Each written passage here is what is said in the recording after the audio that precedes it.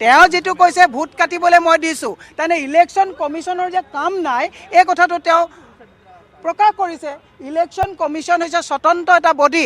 Vote কাটিবলৈ কেনেকৈ হিমন্ত বিশ্ব শৰ্মাই কয়, হিমন্ত বিশ্ব শৰ্মাক কৈছো অকলে টিভিত কথা ক'লে নহ'ব, ডিবেটত আহক, আপোনাক পানী খুৱাই দিম, আপুনি ডিবেটত আহক, আপুনি মুখ্যমন্ত্ৰী নাই। তেওঁ কৈছে যে মিয়াক কষ্ট দিয়াৰ কামৰ কথা তেওঁ যিটো কৈছে এই কথাটো এজন সাংবিধানিক পদত থকা মুখ্যমন্ত্ৰীয়ে ইয়াতকে তৰল কথা আৰু হ'ব নোৱাৰে। হিমন্ত বিশ্ব শৰ্মা একচুৱেলি মুখ্যমন্ত্ৰীৰ আসনখনৰ যোগ্যই নহয়, সেইখন আসনৰ গৰিমা তেওঁ ৰাখিব পৰা নাই। আপুনি নহ'লে মুখ্যমন্ত্ৰীয়ে কয় নেকি মই মিয়াকটো ট্ৰাবুল দিমেই, মিয়াকটো মই অত্যাচাৰ কৰিবলৈ দিছোঁ। তেওঁতো ইলেকশ্যন কমিশনকো চেলেঞ্জ কৰিছে। তেওঁ যেটো কৈছে ভোট কাটিবলৈ মই দিছোঁ তানে ইলেকশ্যন কমিশনৰ যে কাম নাই এই কথাটো তেওঁ প্ৰকাশ কৰিছে।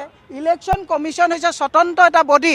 ভোট কাটিবলৈ কেনেকৈ হিমন্ত বিশ্ব শৰ্মাই কয়, হিমন্ত বিশ্ব শৰ্মাক কৈছো অকলে টিভিত কথা ক'লে নহ'ব, ডিবেটত আহক, আপোনাক পানী খুৱাই দিম, আপুনি ডিবেটত আহক, আপুনি মুখ্যমন্ত্ৰী নাই। তেওঁ কৈছে যে মিয়াক কষ্ট দিয়াৰ কামৰ কথা তেওঁ যিটো কৈছে এই কথাটো এজন সাংবিধানিক পদত থকা মুখ্যমন্ত্ৰীয়ে ইয়াতকে তৰল কথা আৰু হ'ব নোৱাৰে। অসমৰ ৰাইজে এনেকুৱা হাল এৰি খিয়াল খেদা মুখ্যমন্ত্ৰীক ২৬ আৰু ৬০ দিনৰ পিছত ক্ষমতাচ্যুত কৰি অসমখন উদ্ধাৰ কৰিব লাগে। তাৰ কাৰণে মই সকলোকে অনুৰোধ জনাইছোঁ।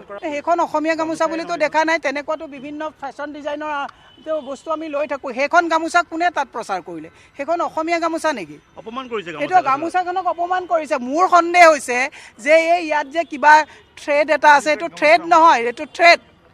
এইটো কিবা এটা নকওঁ, সোণালী থ্ৰেডটো এটা থ্ৰেড হৈ গৈছে। তেওঁলোকে এইবিলাক বনাই পেলাই তাত বিক্ৰী কৰিছে নেকি? এইখনতো অসমীয়া গামোচা নহয়, মইতো গামোচা দেখিছোঁ। হিমন্ত বিশ্ব শৰ্মা একচুৱেলি মুখ্যমন্ত্ৰীৰ আসনখনৰ যোগ্যই নহয়, সেইখন আসনৰ গৰিমা তেওঁ ৰাখিব পৰা নাই। আপুনি নহ'লে মুখ্যমন্ত্ৰীয়ে কয় নেকি মই মিয়াকটো ট্ৰাবুল দিমেই, মিয়াকটো মই অত্যাচাৰ কৰিবলৈ দিছোঁ। তেওঁতো ইলেকশ্যন কমিশনকো চেলেঞ্জ কৰিছে। তেওঁ যেটো কৈছে ভোট কাটিবলৈ মই দিছোঁ তানে ইলেকশ্যন কমিশনৰ যে কাম নাই এই কথাটো তেওঁ প্ৰকাশ কৰিছে। ইলেকশ্যন কমিশন হৈছে স্বতন্ত্ৰ এটা বডি।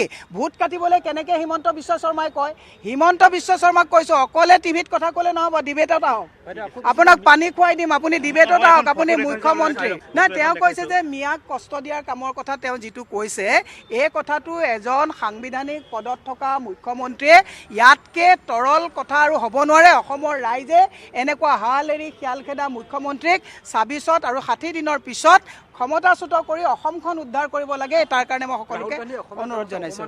সেইখন অসমীয়া গামোচা বুলিতো দেখা নাই, তেনেকুৱাতো বিভিন্ন ফেশ্বন ডিজাইনৰ বস্তু আমি লৈ থাকোঁ। সেইখন গামোচা কোনে তাত প্ৰচাৰ কৰিলে? সেইখন অসমীয়া গামোচা নেকি? অপমান কৰিছে, এইটো গামোচাখনক অপমান কৰিছে। মোৰ সন্দেহ হৈছে যে এই ইয়াত যে কিবা থ্ৰেড এটা আছে, এইটো থ্ৰেড নহয়, এইটো থ্ৰেড।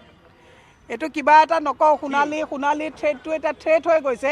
তেওঁলোকে এইবিলাক বনাই পেলাই তাত বিক্ৰী কৰিছে নেকি? এইখনতো অসমীয়া গামোচা নহয়, মইতো গামোচা দেখিছোঁ।